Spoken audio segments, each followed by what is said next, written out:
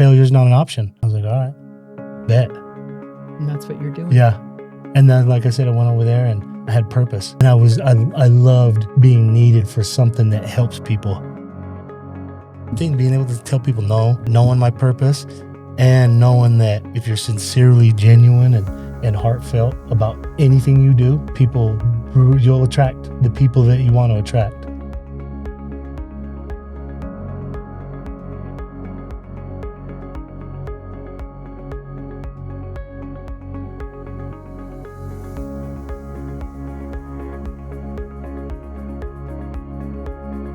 Welcome to the Living Louder podcast. My name is Portia Louder, and I have a really cool cat today as my guest, Colin Jamal Carter, who I met at the prison on release day. Colin, what's up? How are you? How you doing? Good. Yeah. Thanks for coming. We were just laughing because I live in Saratoga Springs and it's really far out here. I know. You get lost, and I was like, hey, where am I going? And it's just like these long straight drives through marshland, and I was like, oh, man. And there's the lake. Yeah. Once you get here, it's beautiful. And then it tells you a direction, but it was too late, so I had to swing all the way around and come back. And people you made it. Yeah, I made it. But in the process, I got a couple like, what are you doing, clown? What are you doing here? Yeah, you're not from here? Okay, we can tell by the way you drive. No. You can tell though, sometimes people, like you say, hey, look how you drive, like in our town. Yeah. So in Mount Pleasant, they drive fast. Really? But the trucks and everything. So everybody goes 70's the low. I have a story about that. So Mount Pleasant, they have, what's the school called? It's not called North San Pete. No, the one for troubled kids. Pleasant Creek. Pleasant Creek. Pleasant Creek. I'm actually going to be. They just built auto mechanic shop. Big one. That's He right. went and got the money and funded it. They built it right over there by the cemetery/park. Oh, that's right. That principal's on his game. Well, I am, yes. And so Steven is a friend of mine, and I'm going to be going down there, and we're going to be speaking to those kids, which is pretty cool. I have to connect you with him because... Ask him if I could come. Yeah, I'll do it. It's really neat. So, but here's the thing. It's the only ticket I've got since I've been home from prison for 6 years, right? And I'm like down there on my own dime. I wasn't even getting paid or anything to speak. And I'm driving through town, and a cop pulls me over, and he gets all crazy with me. Yeah. Because, and I was probably going 40 and a 30. I mean, it was right through Main Street. Yeah. You got to be slow. It's 35. Okay, 35. so I was going 45. Yeah. So anyway, he pulls me over, but he doesn't just pull me over. He like blocks me in, and I'm thinking, he doesn't even know me. Do I look like I got out of prison? You know? Yeah. And he comes over and he goes, I need your driver's license. He goes, don't move, don't get out. And I was like, oh my goodness.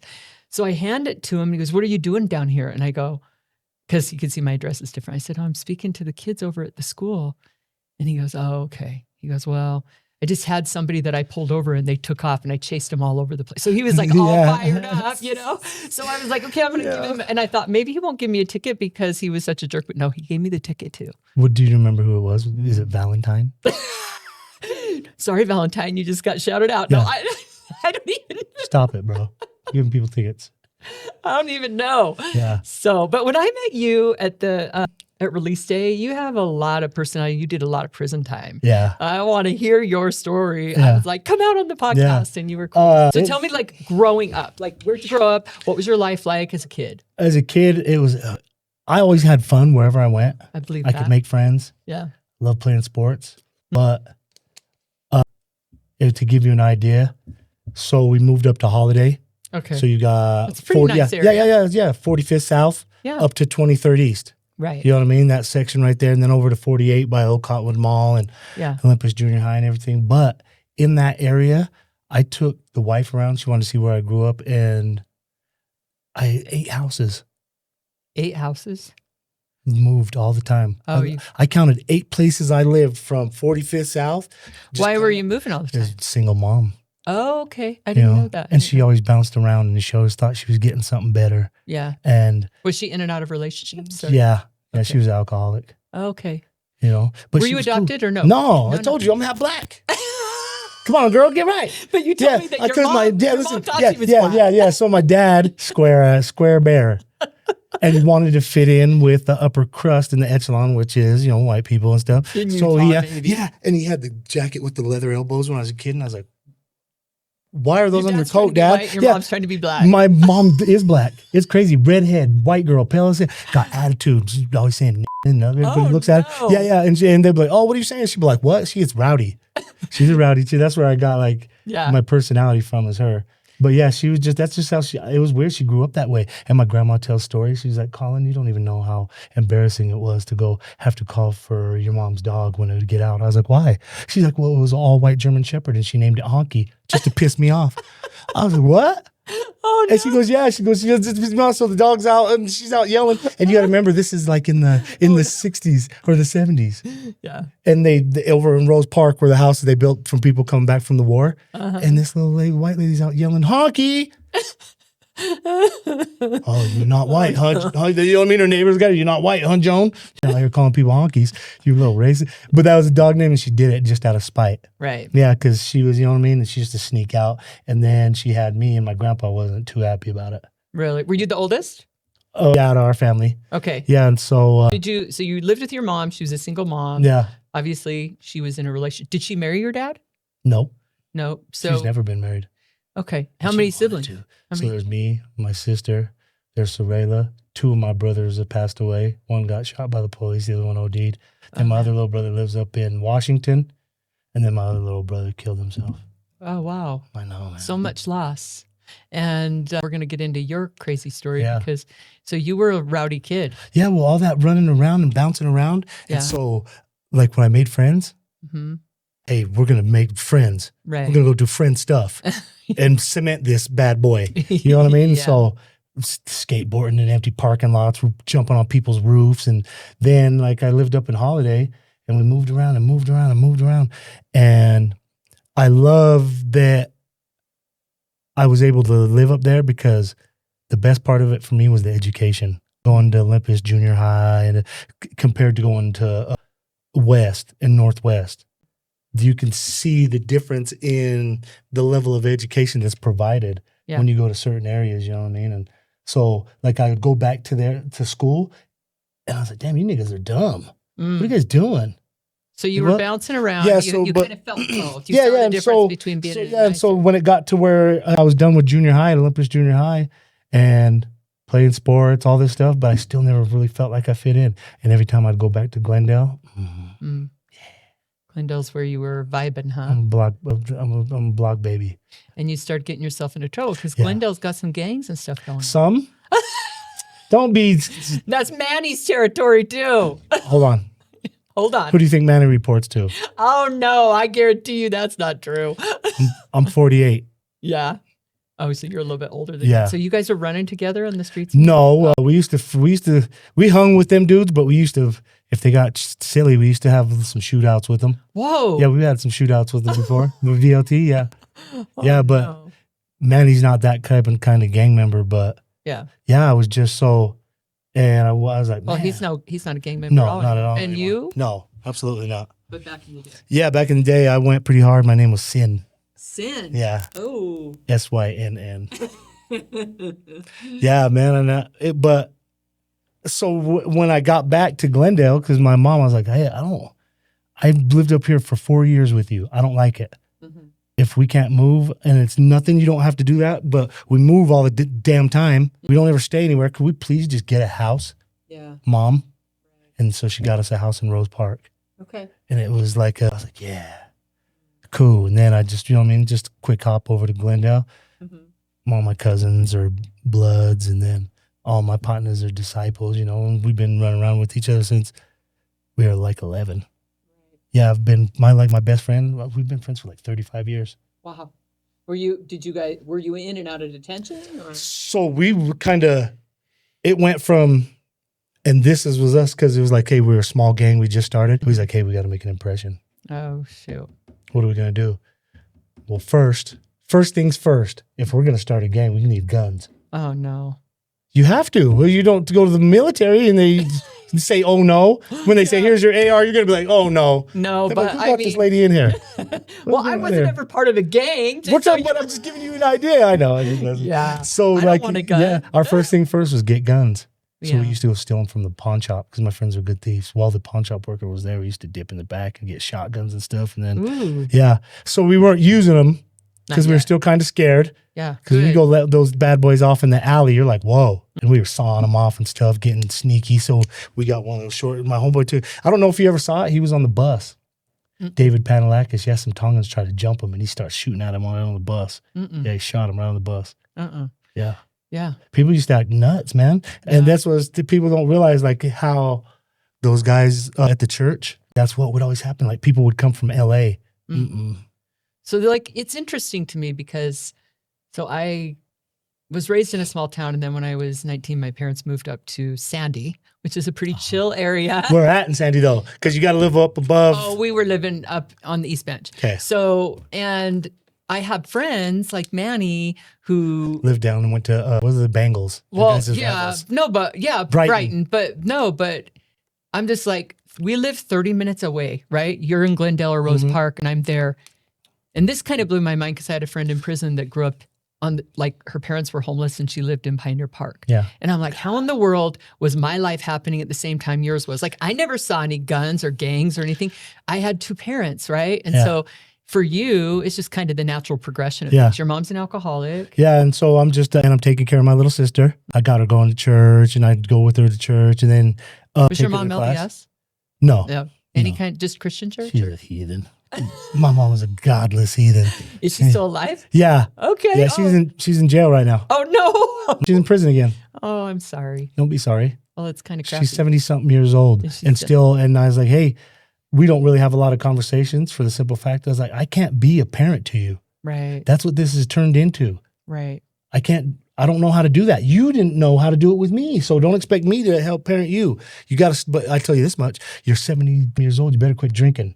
I know you like, okay, when you get home and on the weekends maybe, but I was like, you're an alcoholic. What's your drug of choice? Did you turn to alcohol? I smoke weed. But that's not what took you to prison. No. What took me to prison was, I was addicted to making people feel fear. I felt powerful when I did that. Knowing that somebody like would see me coming and think, oh, I gotta go. And how does that make you feel now to say that? Small. I used a gun to scare people. Yeah. Like excuse my language, but a straight puss. Yeah, it was kind of, you know what I mean? When you think back on it. And then I think how we got to a point where I was a pretty good shot. And so we're out there we're seeing people and tagging them. And then we're thinking everything's hunky-dory. And we turn a corner and I was like, who the hell are them fools? They don't belong. Boom, boom. They started shooting and shot my friend in the head. And we crashed into a big old electrical pole and sheared it off. And I had to go, I picked him up. They're like, where are you going?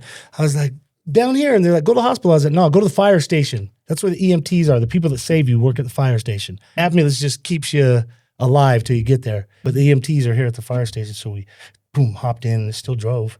I was surprised, but drove them over to the fire station. And man, and I was just like, dang. All that thinking that we were this tough shit. How old were you? 17.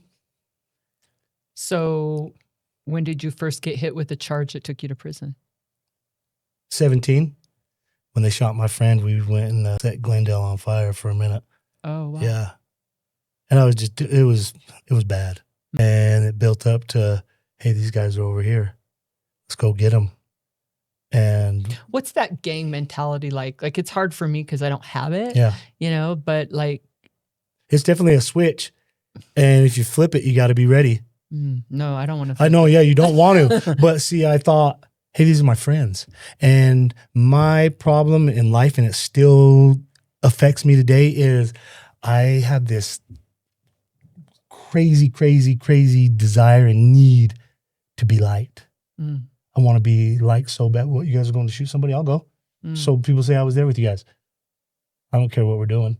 I just want to be there. You need that external validation. Because like I said, my mom didn't give it to me, man. So I looked for it in other places and there's they gave it to somebody, me. It was my homies. Right. And they were on the same shit I was on. So we were like, okay. And it got to the point, like when people see purple, they're like, oh, you know what I mean? These guys, watch out. You know they're packing. Yeah.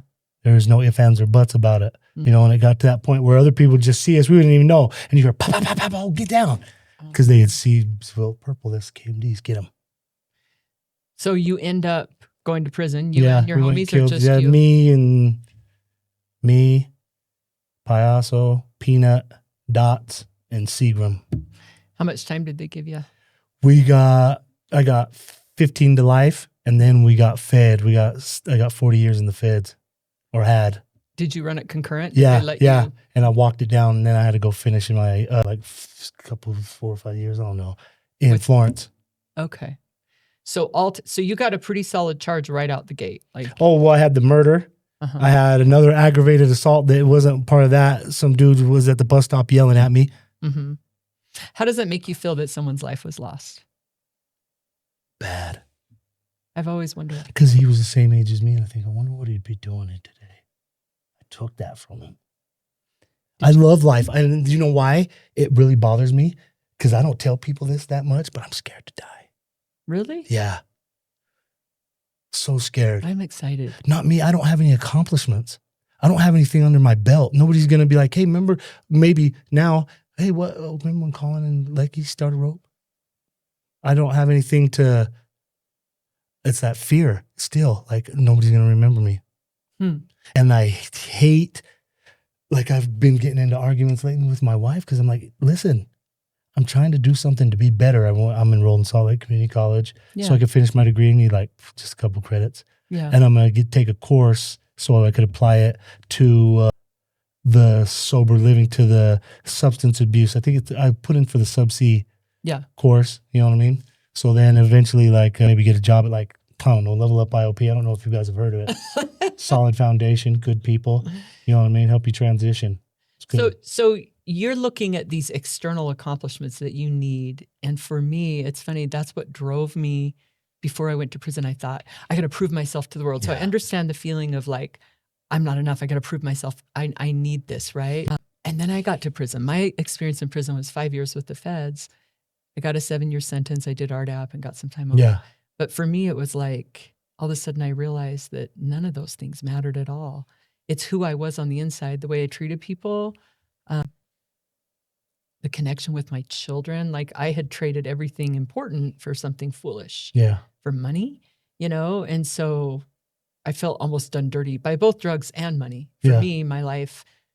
So I see accomplishments different now. It's like, am I helping people? Am I living a good life? Am I treating people right? Yeah. But that took a lot of pain to get to a place where I just really don't care what anybody thinks. Yeah. Because I cared a lot about what everyone thinks. I'm trying to do that. And I told my wife that. I was like, hey, don't take this the wrong way, but I'm trying not to care what you or other people think about me. Right. She's like, oh my God. I was like, no, listen, you're still my wife. I still love you. Well, what you got to care about is what you think of yourself. Yeah. And where you stand with God. Like for me, that's what drives me. It's like I look in the mirror by the end of my prison sentence and I really liked myself. Yeah. And I know some of that transition took place in you because you and I talked about it. Like where you started, you probably walked into prison and just went, let's do this. Yeah. Oh, for 15 years. 11 of that in level 1. So you only come out. High security. You only come out an hour. So for 11 years, I came out in 1 hour every other day with just me and my cellie. How was that for you? It made me start going crazy. Like I was hearing stuff. I'd be at the plug. Like, homie. I could relate to that. I was like this. Yeah, I'm like, they're talking about me. Yeah. Homies are talking about me. I think they're trying to get me. They're going to stab me, bro. You ready to ride on them if they get stupid? He's like, yeah. He's like, nope. Are you sure? Shut up. I started hearing things. Yeah. Well, and I started tripping on my homies. And I started losing it.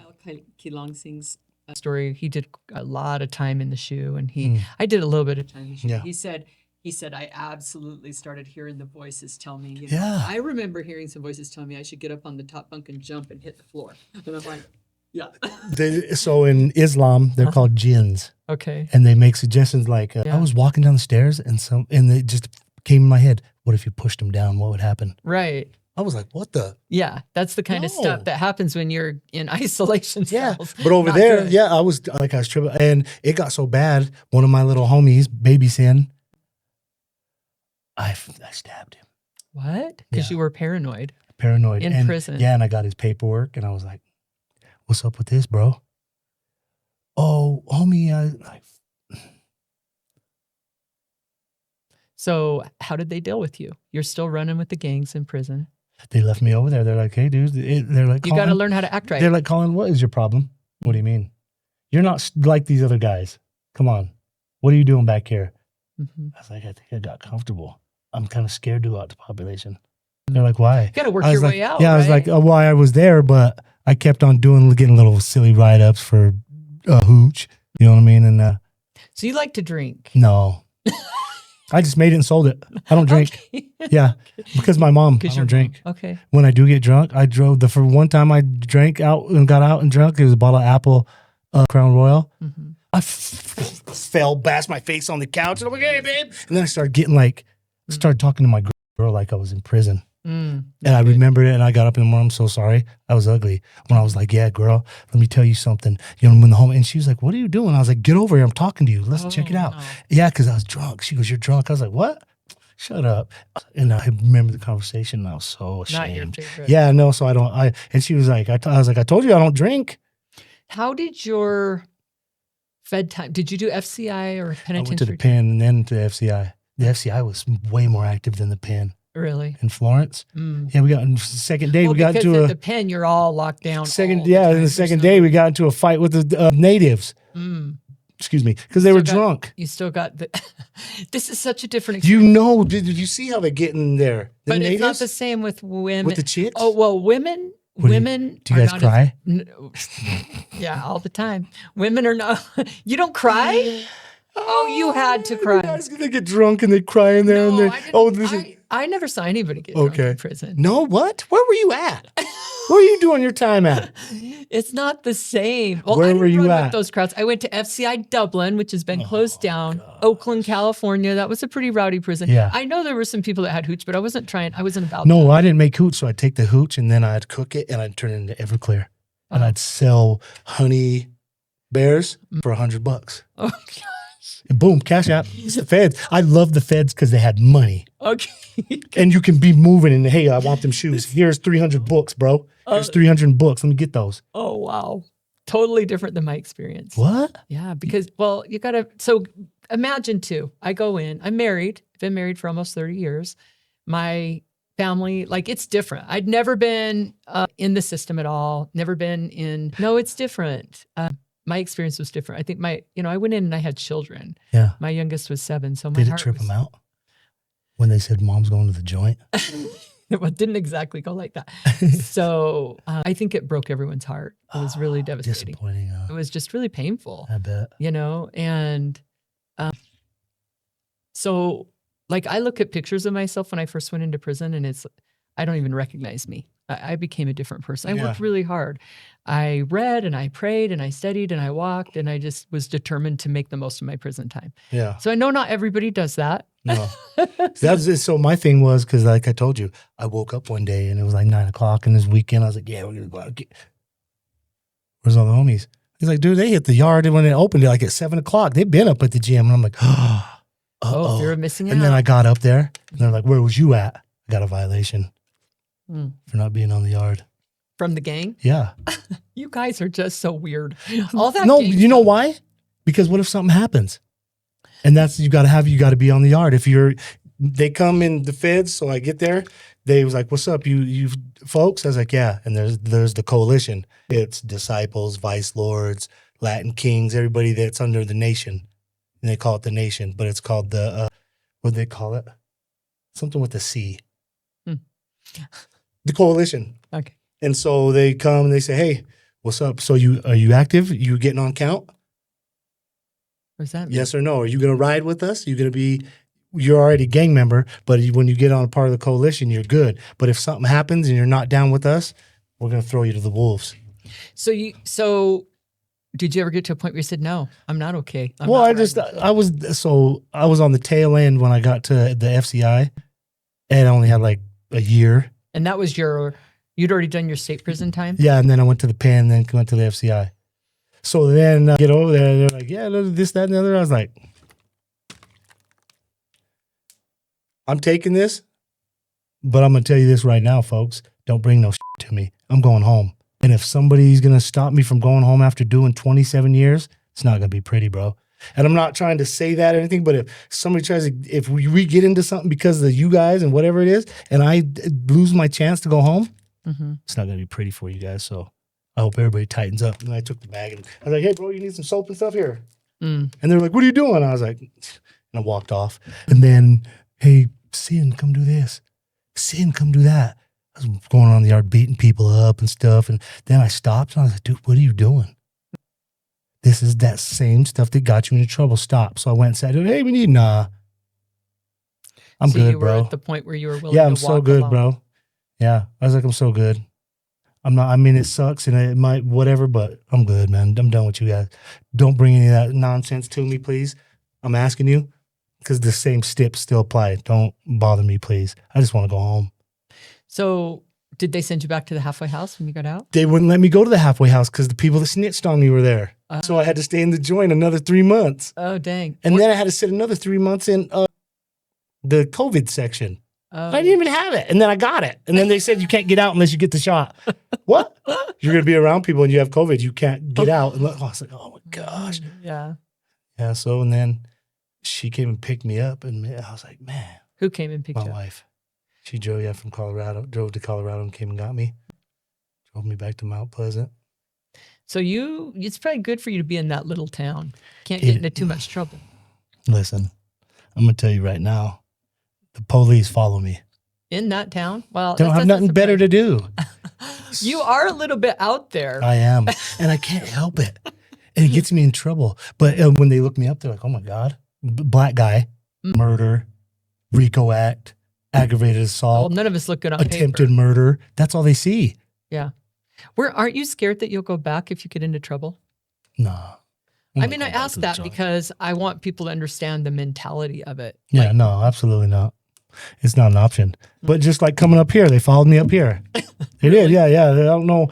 So right now, that's why another thing too, as far as why we'll talk after. But so the other guy, Matt. Oh, from down in East. Yep, not a good thing. So they were going the direction I didn't want to. Right. And the stuff they're doing there, nah. Not going to work. And it sucks because I had to quit. She goes, why? Like, it's not going to work. She was like, but you can't. I was like, listen to me. I'm not going to chance going back to prison hanging out with these dudes because that's what's going to happen. Right. So you kind of know what you can't do. Yeah. But still, like, just me being me, like I said. So, like, with the cops, man, they get, like, I told my PO, I was like, you going to be all right? I was like, yeah, I'm going to be all right. What are you talking about? I don't cause you no trouble. How long will you be on probation? 10 years? So my letter's already been submitted to take me off federal parole. Okay. And then on the state, so I asked my PO, I was like, hey, how much time do I got left? He goes, your halfway point's 6 years. I said, ha! You ain't even be here in 6 years. I was like, I've been on parole for 4 years. I've had 4 different POs. What are you talking about? Yeah. 6 years. I was like, that's not realistic. He goes, I said, so what, my max is 12? He goes, yeah. I was like, no, 3 years, dude. I don't know where you got this from. And so I looked, but they extended the time. Some of the people that have a body on them will end up doing life on parole, or, you know. Almost, but it's only 3. Because do you know Sione? Yeah. Yeah. 3 years, they told him. Yeah. He's on a body. Yeah. We were in there together forever. Yeah. So with that being said, though, and I was like, yeah, dude, whatever. You're not even going to be here in 6 years. But I'm not trying to give you an attitude, but we're going to fix that. Because let's be honest, it's 3 years. And, dude, I don't do anything. I work. I come here and pee for you. I pay my fines. And me being me, like, they think I'm trying to punk them. Are you? I think so. And I don't even realize it. So like, remember when we were at the level up? Yeah. And I was like, oh man, because I'm excited when I get around my friends. Yeah. And I started talking about dope stories. And it was just like and then Manny was like, hey, tell Colin he's got to chill out. Yeah. There's a certain speech. Glorifying it. Yeah. And I was. And in that environment, no. You can't do that. You know what I mean? Yeah. And so when he said it, normally I would have got pissed. I'm like, what nigga? And then I was like, oh, and I thought about it and I played it back and I was like, yeah. Yeah. So it's something that I've been working on. But like I said, just being me, like in that town. And I stand out, man. And they're weird. Those little towns. I grew up in one. It's weird. You know it. Yeah. So what other family do you have? Did you ever have kids? No. No kids. I was married to the gang. Yeah, you were. And you spent most of your life in prison. Yeah. How old are you now? I'm 48. Okay. Yeah.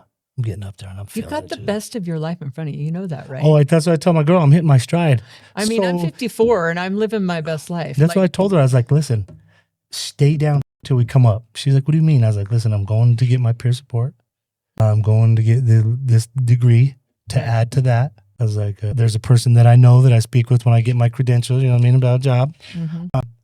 But this is, in my terms, I tell her, this is the lane that I want to be in. Yeah. Because I can help individuals. You see, like when we were there, people were like, oh my God, what are you doing?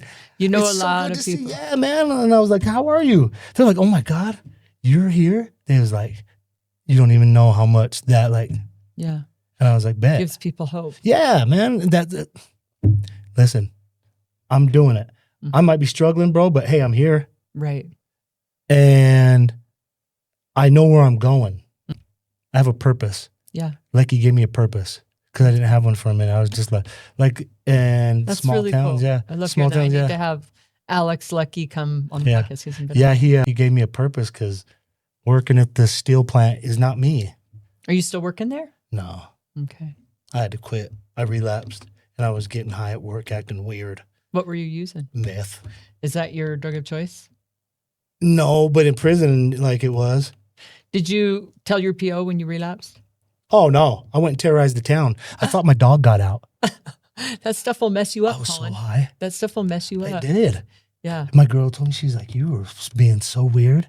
Yeah. I was like, no, I wasn't. She goes, what are you talking about? She's like, I think a couple times I caught you, you know what I mean, being weird. And I was like, what?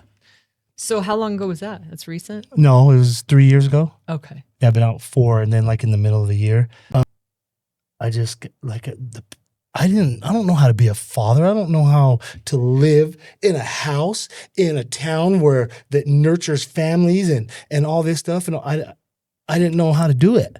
Right. And I thought I did, and I was pretending real good. And then just the pressure got to me. And I was like, and I thought, when I was in prison, dude, and I want to just escape and go, you know what I mean? Zone out. I had to go do some meth. So I got some. And this is a common thing, though. I just talked to a guy that just did 10 years with the feds. He's actually in our program, and a really cool guy, completely shook up coming out. He's like, I wake up every morning. I feel for 15 minutes, I sit in bed feeling such a bad anxiety attack. I said, do you miss prison? He goes, absolutely. I miss my homies and my friends. If I was going through this and there, somebody would have my back. I feel so alone. I'm trying to figure out how to get on a bus and I'm overwhelmed by it. The technology's overwhelming. I mean, I feel like for me, when I got out of prison, I needed to stay connected to people because I had had this life-changing experience. And he goes, sometimes I think it'd be easier just to go back. Yeah. I mean, that connection feeling. So I just experienced, I went and picked these guys up from Cedar Ridge to take them to Ephraim Recovery. And the dude walks past me, he goes, I know you. And I was like, oh, that's Rooster. He used to be a white, you know what I mean, an Aryan from Saw. That's Rooster. Yeah, that's Rooster from Saw. He's a saw blade. Okay. I don't know what That's what I did to him. Then in the section, they'd be in their section. I'd be like this, and they'd be like, yeah, because the black guy doing it. And then I go, but then I go like this. You know what I mean? Sorry. You know what I mean? If there's any kind, I'm not trying to offend anybody. It was just, I was clowning him. But yeah, he was a saw blade. And I get out to the truck and he goes, Sin, they let you out? And then I was like, yeah. He goes, oh my God. I didn't. And he got so excited. And then just talking. And when I was at the center going and picking up and taking that connection. Yeah. It felt good to have somebody that I could talk to because my wife, 4-block radius in Mount Pleasant. She's never lived anywhere else. Oh, wow. Yeah, so I'm a bit much for even her. Oh, sure. You're a bit much, Colin. Yeah. But you got to channel that. Like you can. I know. And that's why I want, that's why I was asking you for a job because I see these guys and I know that I can help them. And there's no ifs, ands, or buts about it. Yeah. Yeah. And like in there, I'd come on, guys, you guys ready to work out? Let's bust down. And they didn't want to. I was like, come on. I'm telling you, once we start going, and I was like, I'll put the speaker out here and we'll bust down and we'll bump. And you know how when you get some music going and you get your tune going, you know what I mean? And you're getting the zone and you start busting down and you're feeling good. I start feeling young until the next day. You're kind of like, oh my gosh, my knees swollen. But you don't say nothing because you got to go play handball. Right. But, yeah. And so like anytime movement or anything, I just was like, hey, I went. Do you miss it? Do you miss things about prison? I miss my homeboy. I miss my guy, my brother, Miguel. Yeah. How's he doing? Is he doing life? Yeah. He won't get out. God, a bunch of my homies are doing. So there's Payaso's doing life. demons doing life. What was that? Miguel, Dion, Anthony, Yeah. Sam, Fred. Yeah, man, we were bad kids. And when we went in as kids. When we became teenagers, oh, dude, and it's such a Did any of them have good home lives, or did all of you come? Miguel's mom, we used to go hang out with her, and I loved that because she'd yell at us in Spanish, and I had to learn to speak Spanish and understand. You know what I mean? And so I loved hanging out with his mom, and then you know what I mean. It was family, but he grew up with a bunch of girls. So he had a decent family. Yeah. Like mom wasn't a drug addict. Nuh-uh. Parents weren't divorced or. No, his dad was in Mexico. Okay. He was from. And so was that the best home for you and your friends? My grandma. Okay. That's my ace. She raised me. Okay. Because you see, there's that gap when I talk about my mom, and it got to a point where it got so bad at that house. I was like, "You're tripping." I went and got an apartment. I was 14. Wow. I found some girl on assistance. I paid the rent and slid in there.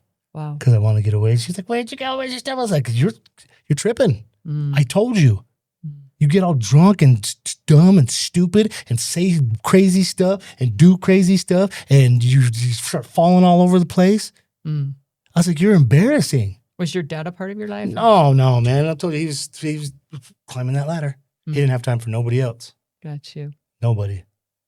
So I grew up with, when I'd go stay with him, my grandma, my Sharon, and you know what I mean, Johnny May, my grandma. I love that lady. Yeah. You know what I mean? So I loved hanging out with them. And my, you know what I mean, my Aunt Sharon and Michaela, my cousin. I loved it, yeah. Yeah. So that's why I didn't mind. He'd leave. I didn't even care. Yeah. You know, and but I'd see him. And the thing that really threw me off with him and why we fell out, so he came to see me when I was in jail. Your dad? Yeah. I'm like, "What's up, man?" He was, "I saw you. What the hell?" I was like, "Man." I was like, pardon my language. And he goes, "What happened?" And I was like, "Man, they said we killed somebody." He said, "They said you did?" I was like, "Yeah." He's like, "Did you?" And I'm like, "Don't ask me that. What's wrong with you?" Yeah. He goes, "What do you mean?" I was like, "Don't ask me that." "Well, I'm trying to get an understanding." And as we spoke more and more, he was interviewing me. I was like, "Hey, dude, did you just come here to find out about the story?" "Well, I was going to do a little something on it, but," and I was like, "What?" Because he was in the news. Yeah. He was I was like, "That's what you came here for?" I was like, "Check it out, bro. If I see you again, whenever, we can be cordial and, you know what I mean, say hi, and you can apologize to me. But other than that," I was like, "Get the F out of here, and I don't want to see you again. Come here to get a story from me. You didn't even ask me if I was okay." "Oh, well, no, that's what I'm talking about. You should have been like, 'Hey, man, how are you doing?'" Right. My grandma came. She goes, "Babe, I really hope that you didn't kill somebody, because but you're my grandson and I love you. Are you okay? I don't approve of any of that stuff that you did, but I still love you. Right. Are you okay?" I was like, "No, Grandma, I'm not." She's like, and my grandma doesn't cuss. She said, "You're effing mom." She doesn't like her. Yeah. That's how bad of an alcoholic is. Her own mom tells you can't come over here. Oh, dang. I don't It's a like hard you. way to grow up. Yeah, man. And she still won't let the Let the bottle go. Yeah. I don't understand. Just like I called my sister, she goes, "Mom's in jail. She's in prison. They violate her." She goes, "Yeah. She's riding around catching DUIs and stuff and don't have a license." And how's your sister? no, man. She's got like 8 kids. So all of you guys really struggled. What surprised me was going to prison, and, you know, people think if you heard your story and you're like, "What is wrong with this guy? He goes out and starts shooting people up." But if they don't know the background and how you were raised and what you went through, that was the case with every person that I met in prison. There were very few exceptions of people that didn't grow up with parents. A lot of the kids in prison, their parents were incarcerated. Your mom's incarcerated right now. And my dad did time. All my uncles were in prison. Wow. So yeah, like my dad. It was kind of a rite of passage. Yeah, my uncle Kerry stepped in though. He's like, "Hey, I'm gonna come pick you up whenever I go work or we go do stuff." While your dad was locked up? No, my dad was locked up. This is a long time ago. That's when he squared up because it scared him that bad. Oh, okay. You know what I mean? Gotcha. And so he squared up, but he wasn't a part of my life. And my uncle Kerry saw it. He goes, I was like, "For what?" He goes, "Your dad ain't coming around. You know what I mean? You know that." I was like, "I ain't tripping. He goes, I am. I'm going to come pick you up. So every time he'd go on a job, he'd come get me. We go baseball games, softball, you know what I mean? And it's funny because he's a big ass 6'7", black nigga, buff and everything. And he's got on the biker shorts and the fanny pack. He's one of them brothers. You know what I'm saying? You're like, God, this dude, what is he wearing a fanny pack? Nigga. You know what I mean? Yeah, it was one of them type of things. Just like, you're like, nigga, what are you wearing, man? Come on, dude. But you know who's going to say something to him? He's 6'7", like 280 pounds, all buffed up and wearing a do-rag and everything. It's like, dude, you're such a stereotypical black person right now. People are like, oh, yeah, they do just like that. Because of you. Stop it, Unc. You know what I mean? You're embarrassing us. You know, the culture. Yeah, so he'd come like that. But he would be so into the game. Go on, yeah. And he just, you know what I mean, supported me. And like in sports, because I had a scholarship. Really? What did you play? Football. Oh, man, I'll bet you were good. I was going to be good. We got it from, and I was good enough that we got it from, what's the old coach up at the U? Oh, I don't even know. I'm not very good at sports. I should be. My if I can remember. Yeah. So, but we got a scholarship. He came and watched us we tried out for him while we were in Decker Lake. Oh, okay. Yeah. He came and talked to us and everything, and then I've been to that little the counselors. Yeah, the counselors went up to him and like, hey, we got a couple dudes you need to look at, and they're getting out soon. He's like, come on, let's go in the back. So and did you do juvenile time before you were? Oh yeah, I went to DT, and yeah, we was getting rowdy in there because there was these fools that came from California, and so you were still. I'm fighting. Well, no, because you gotta fight them because if you don't.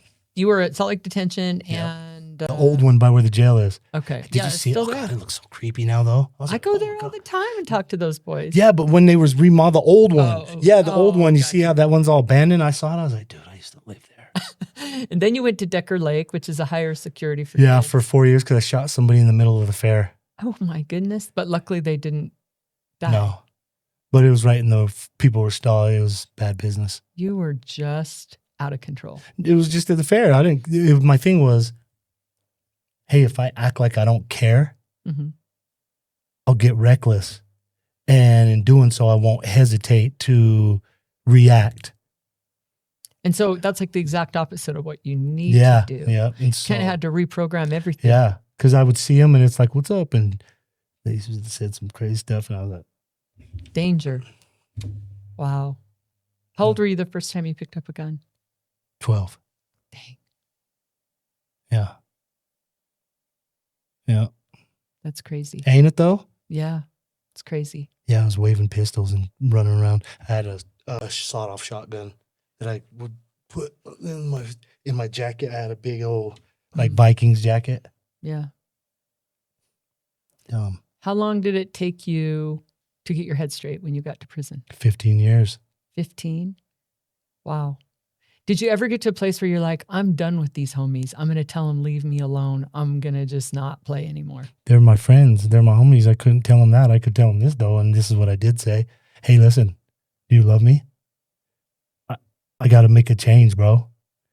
Me and you, Pi, every time we're sellies, because we're like, hey, we got life, so we're going to live comfortable. So, breaking all the rules. Get in the bag.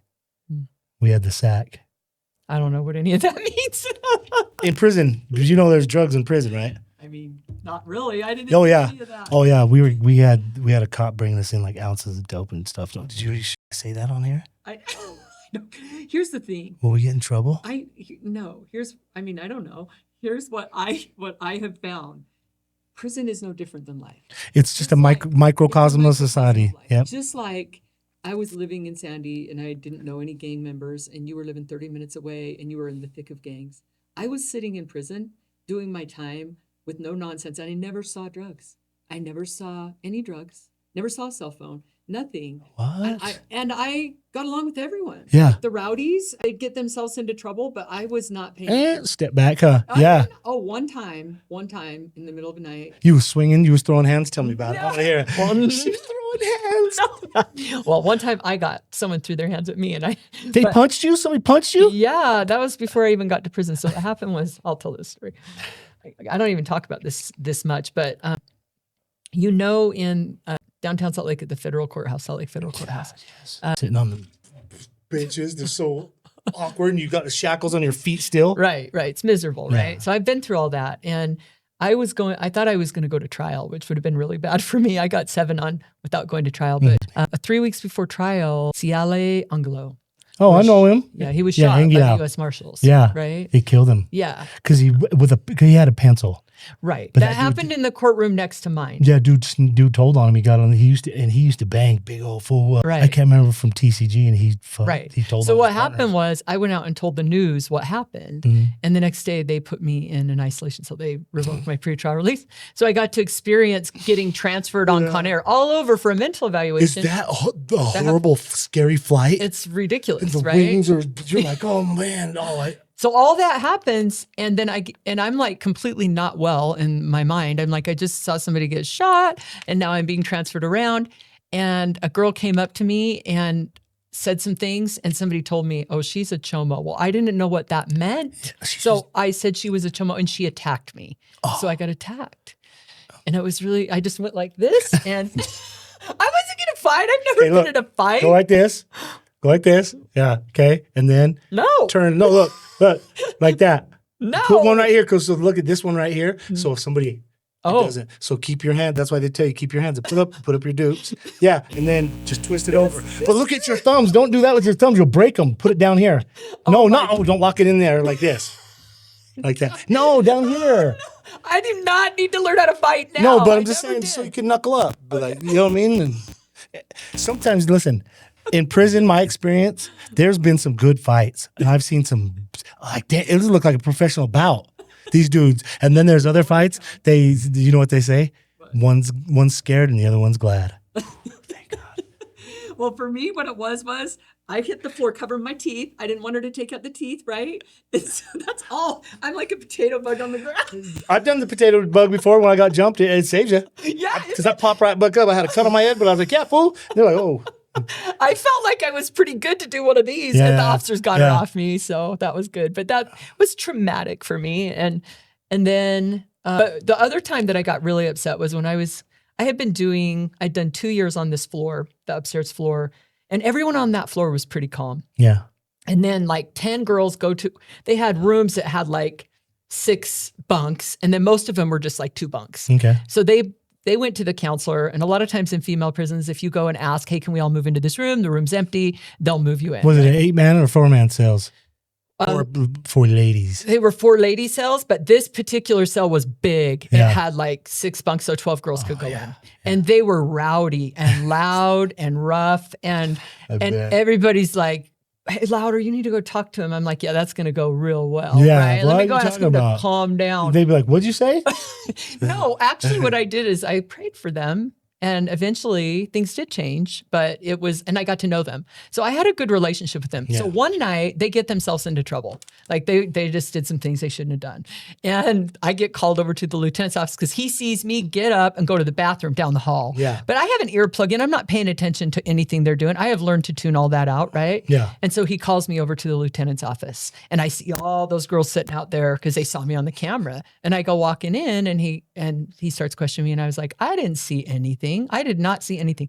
So I come walking out, and I said, don't ever do that again. Yeah. Don't ever do something dumb enough that I get called over to the lieutenant's office. Me, of all people. Oh, leave me alone. But you told her that? Yeah, they respected that. it. Though, one girl said, she's just a snitch. And another girl goes, if she was going to snitch us out, she would have done that a long time ago. She's no snitch. Yeah. I was like, you guys, don't ever act like that again. You need to get it together. And they were fine. We were fine. Get it together. No, I feel like I had a good relationship with everyone, but people knew I wasn't about any You of were that active. stuff. I'm just doing my bid. I was doing my time trying to come home to my children, and I loved them. That's the other thing. They would come down, and I'd help them write resumes, and I'd listen to their stories, and I loved them, and they knew that. Yeah. And I honestly, if somebody would have ever tried to touch me in that prison, it would have been on there. Would have been on there. Yeah. Nobody would have hurt me. I bet. I was safe. So. Yeah, But I guess like you say, I'm in Sandy, you're in Glendale, having a completely different experience. I'm in federal prison at an FCI, you're in federal prison at an FCI. I never saw drugs. I never saw a cell phone. I hardly ever saw fights. If I walked in the bathroom and there was one, I just walked out. I just really didn't pay attention and see much of that. It wasn't what I was focused on. Yeah. You know? That's good though. It's good. Because you took yourself out of that stuff because I've seen dudes stabbed to death on the tier. See any of that. And people say it.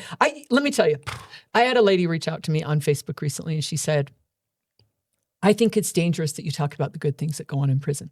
My son, first of all, she said, my son had a sex offense. He went to prison, got out, and she's probably going to listen to this, but he's relapsed 3 times and he's been back and he's had the worst experience.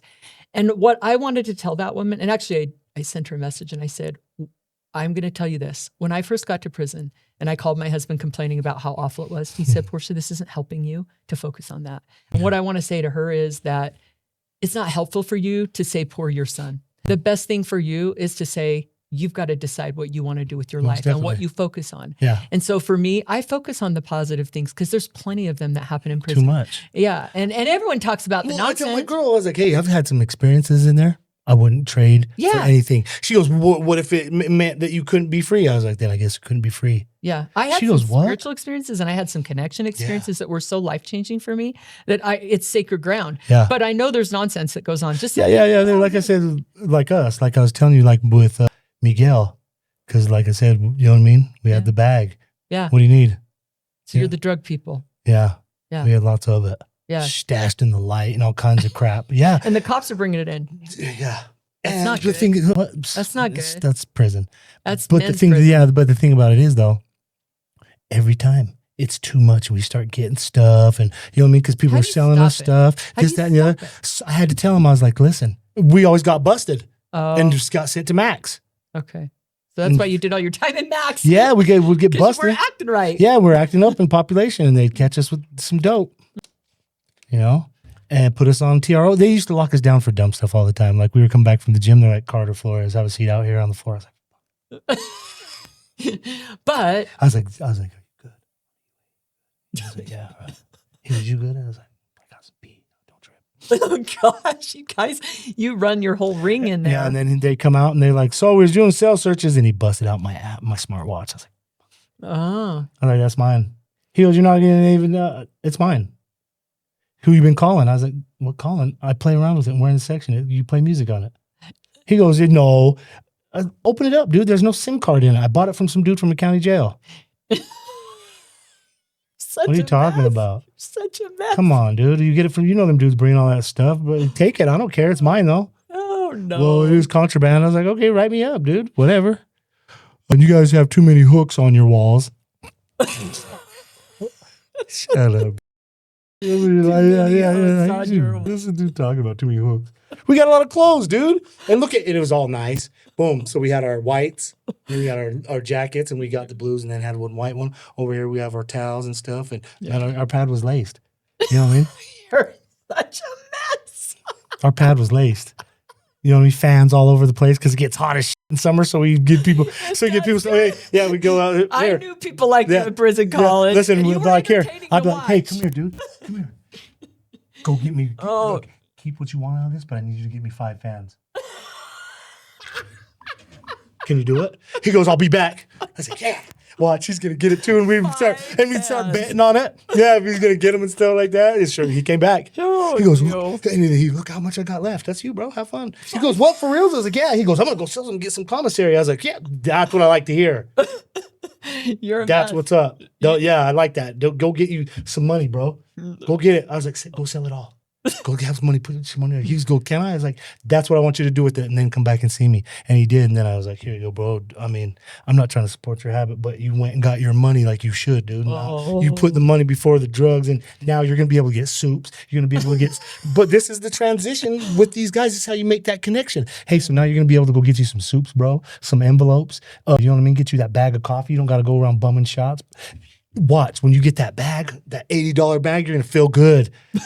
Tell me you didn't feel good when commissary came, when you got to go up to the store? I got to the point, like, yeah, I get that. But at the same time, I got very disciplined too. Like I would only buy, because money was my problem before I went to prison. So I would go through my commissary list and I would make my list of what I wanted. And then I would mark off everything I didn't really need. Yeah. I would just only get what I absolutely needed. You had wants. You got to get your needs. I only got my needs. Yes. And honestly, like, the main thing for me, I ate protein and I don't love meat. So I got a lot of almonds because they had almonds on and I ate apples and oatmeal. Like I just was really healthy. Yeah, super I came duper. home, like if you saw a picture of me before I went and when I came home, I probably looked 10 years younger. I walked, I ate healthy. And I'm finding that that's not everybody's prison experience. Yeah. Yeah. It's not the same for everybody, you know? Mine, but like that's that connection with those guys. Yeah. And then they're like, hey, Sin, man, thank you. I appreciate that, man. I got, you know what I mean? I was able to write a letter to my grandma and I didn't have to worry about going to have to hustle it up and this, that, and the other. Were there ever like guys that just didn't get involved in all that nonsense? Yeah, yeah. And they just, but they were still homies. We're playing ball, working out together. But when it came to like, hey, yeah, we're going to, they just didn't, none of it. Yeah. Yeah. And did those guys come in and get out and go off and do well? Those were the dudes that motivated me to get my ass up out of, hey, the conversation we're talking about before. Hey, Miguel, check it out, bro. Do you love me? Mm-hmm. Yeah, of course. We're bros, right? Yeah.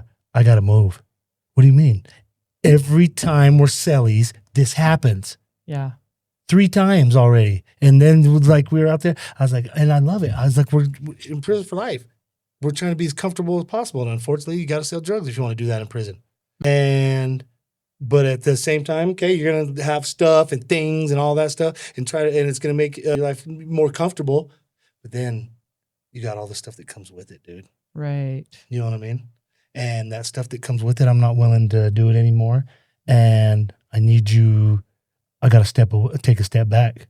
Yeah. You cool with that? He's like, go handle your business. Where you going? I was like, I'm going to go to A West and then I'm going to go Conquest. He goes, what? Conquest, shut up. You ain't going to go over there. That's what he told me. He's like, shut up, bitch. You ain't going over there with your black ass. I was like, yeah, I am. He goes, nigga. And I was like, shut up. Because he's Mexican, but he acts like he's black. But he's from Juarez. You know what I mean? He's got like the swag. If you know what I do, if you heard him talk. There's nothing about it. Prison is not politically correct. It's the black guy, the Mexican, the coconut, the the coconut head beaner, the Negra, you know what I mean? The honky. There's no political correctness. Well, so when I was in the feds, I went over and I got a friend named Polk, and he's from Saw too. And and I went out in the yard in the feds and I hugged him, and all the brothers, when I got back, they're like, hey, bro, can we talk to you for a minute? I was like, what's up? Hey, why was you hugging that Aryan? What? That skinhead out there, that Nazi. Why was you hugging him? I was like, that's my homeboy. They're like, what? I was like, he's from Utah. So let me just start right there. He's from Utah. Where am I from? This is what I had to go through with these dudes. Where am I from? They're like, Utah? Exactly. And you know how I get down. That's a solid dude from his gang. He's not no rat, and he's a general. He got say. He's a good dude. He's solid. You know what I mean? Yeah. And they're like, oh well, my ass. Get out of here, man. I'll do whatever I want. Yeah, you know what I mean? I'm down with you guys and all that other stuff, but you don't get to decide what I do anymore. It sounds very imposing. It was. For people to tell me what to do. That was the biggest regret I made. I couldn't stand it. Every day I was like, dude, I hate being on count. I'd sit there for a minute and think, dude, you're stupid. Why don't you just say no? Yeah. You know what I mean? Right. And like I said with Miguel, and he was like, yeah, bro, go. So I went and did Conquest. I went to A West because Lecky got it all hooked up, and I was still going to college. And then they came and asked my cousin, and he was like, I'm not going over there. I was like, hey, dude, I'll do it. He goes, shut up, Carter. I was like, no, for reals. He goes, you serious? I was like, I'll do it. He goes, they'll let you over there, especially you. They like ones like you that want to do it because then it gets other people over there. Right. I was like, I got you, Harris. You gave me a chance to come over here. I was like, I won't f up. I promise. And how'd you do Conquest? Went over there and slayed it. Really? That surprises me. Slayed it. I was that guy. You know what I mean? Yeah. What did you need? What? Hey, excuse me. What's going on, bro? Talk to my man right here. Let him just give you this pull up. Yeah. And then it's no big deal. Look at why was you acting like that? He goes, well, so it was something from before. Let's go, man. Yeah. And he was like, oh, I didn't know.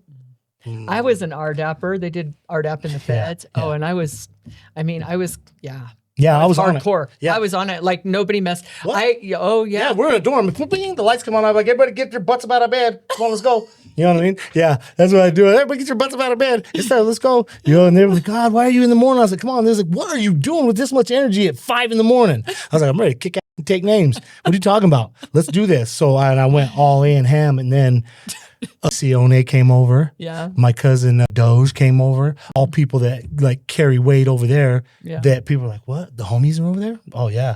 And then I was going to Salt Lake Community College. I enrolled at the U. I took some classes from a professor at BYU. And then I was also did culinary arts. Oh. Yeah. You did it all. Yeah. Yeah.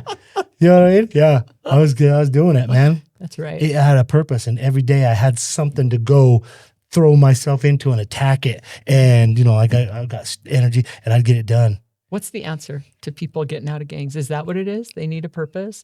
Is it time? You just need to run yourself out? If you're genuine, time helps.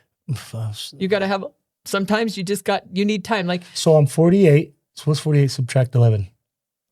37. I've been banging. I banged my gang for 37 years. I was like, dude, I got to go. They're like, do it. You better do it right, though. Mm-hmm. You know what I mean? You got to. There's no, failure's not an option. Yeah. I was like, all right, bet. And that's what you're doing. Yeah. And then, like I said, I went over there and I had purpose. And I loved being needed for something that helps people. Yeah. That's the best feeling in the world. Nothing feels and better. being able to help people. And every time I was like, oh, hey, Sam, yeah, guys, come on. What do you need? We got to go down to the office. Come on, let's go. Hey, I got a situation. Because they wanted me to be a section rep. I was like, no. Mm-hmm. I'll just keep doing my little thing over here with my group. They're like, why? I was like, that's not me. I know my position. This is it. A section rep. They're like, well, they were talking about making it to you. Tell them, no, man, that's not a good idea. I'm cool right here. Our section, we got the best section there is. I'm cool. And I got school and all these things going on. So it was that thing, being able to tell people no, knowing my purpose, and knowing that if you're sincerely genuine and heartfelt about anything you do, you'll attract the people that you want to attract. Right. You'll help the people that need the help. Right. You'll benefit not only yourself, but just as a whole. Like when you see like the people and they're getting out, and I'm like, yeah, man. Or sometimes just seeing somebody like saying something when we was at Fortitude, and I told my homie a joke, and all these dudes started laughing. And I was like, look at this, bro. We're out in the sun, free, man. Sun shining around, here giggling. You know what I mean? Like little kids. They're like, what's up with you? I was like, you guys ready to go? And we took them over there to the job fair, and I was bouncing around, and they was like, hey, I got a job. I was like, yeah, that's what's up. Love that. I do. Yeah. Yeah. It was a wild ride. What would you say to somebody that's either a parent that's got a kid that's still stuck in that life, or somebody that's still stuck in the gang that can't get out? Like, what would you say to somebody? Don't give up on them. You can't. I know it sucks and it's hard, but they'll come back. But don't give up on them. Too many people have had a kid where they was like, damn, I need to do it, or I want to do it. And then they like did something else, and that person kind of took a step back. Mm-hmm. Just keep believing in them. That's all you. Hey, what are you doing, bro? Listen, you and I both know you're better than that. There's got to be. If you weren't doing this, tell me, what would you want to do? That's a good question. What would you want to do if you're not banging? What do you see yourself doing? Well, running a restaurant or something. Let's do it. I got you. Let's do it. What are you talking about, bro? You want to? Let's do it. You need to give somebody Let's a grind. vision. Yeah, man. What's your purpose? Refine it, bro, and get back to me. And I know some people, or this, that, and there, or we'll just go out and pound pavement, do what we got to do. But I'm with it. Yeah. Like Lecky and how we're doing our thing, and I try to. And it's, I mean, with everything you have things, but like even my wife, I told her, I said, listen, if you were to die today, I'm not dying with you. You do understand that, right? I'm gonna still be living. I still got to keep going. Yeah. And I say that, yeah. And I say that just so you know, they're not kind of, let's not dance around it. If you die today, I still got to keep living. Yeah. So I have to do it for me. You have to do it for you. Even me, I've been married 30 years. I love my husband. But again, it's for me. I have to be the most important person in my life, or else I lose everything else. Oh, I have to be. And so with that being said, like if we could talk to those kids or people like in gangs, listen, man, I'm telling you, take all that loyalty, that morale, that intensity, the devotion, the passion, the respect, the loyalty, the integrity and character, and apply it to life, dude. It's so easy. I just took all the stuff that I did at gang and I throw it at like work. If this was a gang problem, that's how I look at it. Like, if this is, what would I do? Yeah. I'd probably get one of my other homies who just said, hey, Jim, get over here, bro. You know what I mean? Like that or something. Yeah, I'd get Jim on the line. But apply it to life. That's all you have to do. Right. And me, it shows in how but it's still in me.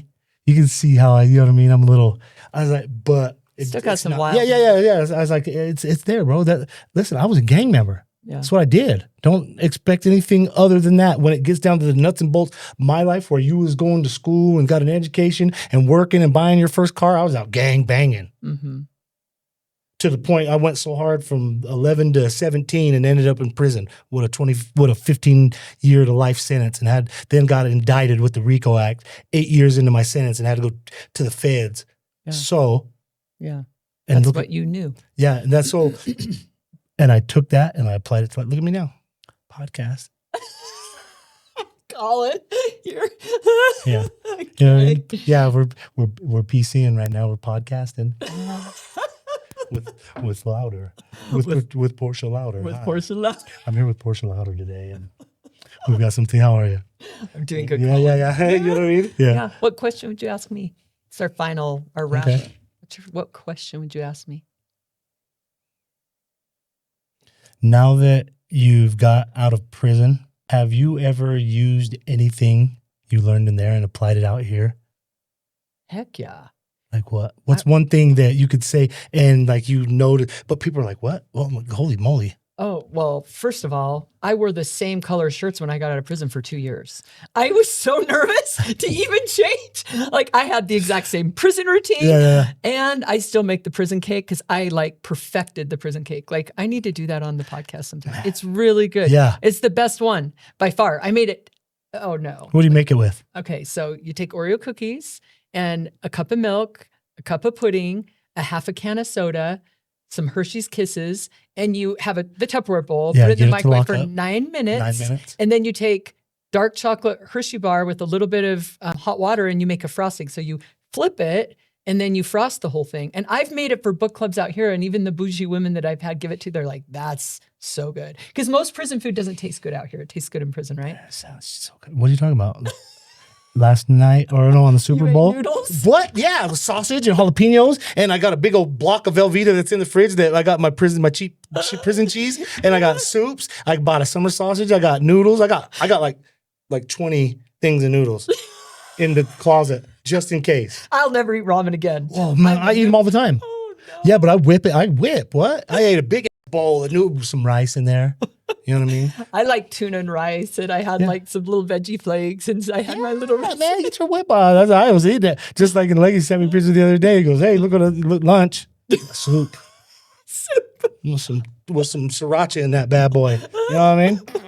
That's how we do it. I bang it out. I get it. And she's like, oh my God. But now my wife's like, let me have a bite. It's good. I was like, Sneak, you better get your own. What you talking about? You remember you was talking about your prison soup. You're not in prison anymore. Well, hey, food's good. So, and I end up giving her a bite. And then she starts grubbing on my I'm like, hey, slow down. What are you doing? Prison food, huh? I told you it's good because I made a spread for them and they didn't like it. I was like, are you kidding me? There's like $30 in this spread. They're like, what does that mean? That's a lot. Yeah, they're like, what does that mean? They didn't know what it means. So sometimes I say stuff, I'm like, oh. I put a lot of effort into this, is what I'm telling you. Eat it. And they're like, yeah, but I whip the soup all the time. Right on. Well, you and I'll have to do a cook-off. I'll have you back. Okay. We're wrapping it up. So with Colin, middle name again. Jamal Carter. It means camel in Arabic. Sucks. Or it means camel in Arabic. I thought it was gonna be something cool, and then my homeboy, because I'm a Muslim, and then because you have to learn Arabic to read the Quran, in its original form and everything. Yeah. So then I was looking one day and I saw my name and I was like, camel. You thought it was gonna be profound, and it was camel. I thought it was gonna be like blessings or beloved or something that's like, ooh yeah. And they were like, it means camel. You got done dirty, man. Yeah, I was like, camel. I asked my dad, I was like, hey, Camel Carter. And I was like, did you know that Jamal means camel in Arabic? And he's like, no. I just like the name. Yeah. I was like, God. Parents, just because you have kids doesn't mean you get to give them crappy names. Okay. Peace out, y'all. We'll see you next time. Bye.